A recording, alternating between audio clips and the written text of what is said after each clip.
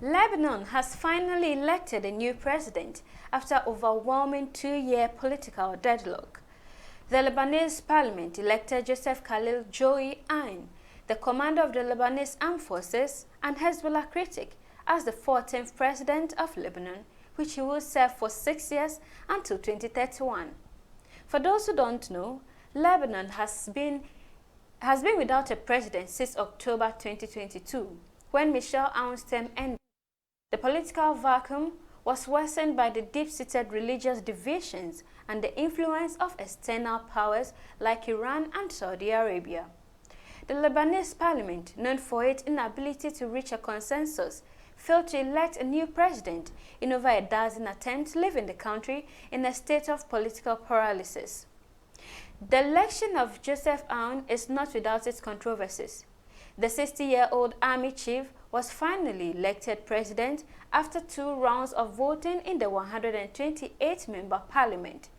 He secured 99 of the vote in the second round after falling short of the 2/3 major in the first round, gathering 71 out of the 86 votes. Other major candidates like the former finance minister Jihad Azour and general security head Elias al-Baysari withdrew before the vote. After the second round, the election results were as follows: Joseph Aoun, 99, others 2, cancelled 18, and blank ballot 9. Abdul Rahman Bizri, an independent member of parliament and former mayor who says he voted for Aoun, said, quote, "It's long overdue that we really need to have a new president.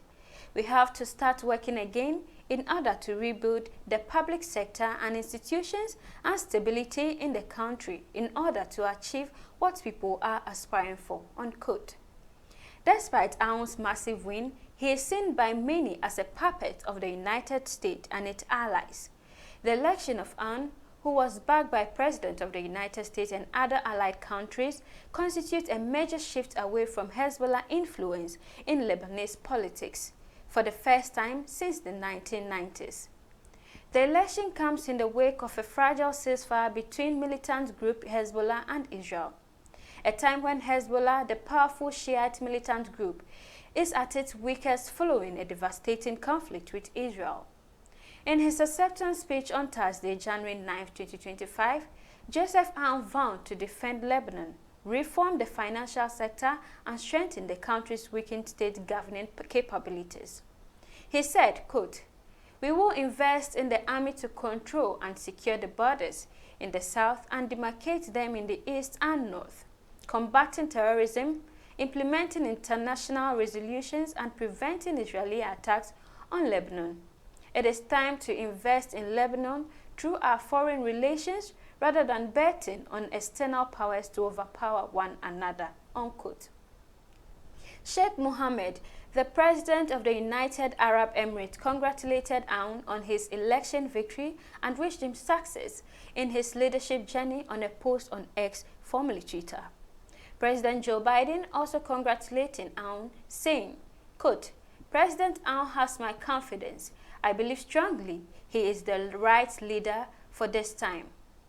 While some hail Aoun's election as a new dawn for Lebanon, others are skeptical. Can Aoun truly bring the much-needed reforms in Lebanon, or is he merely a figurehead installed by foreign powers to serve their interest?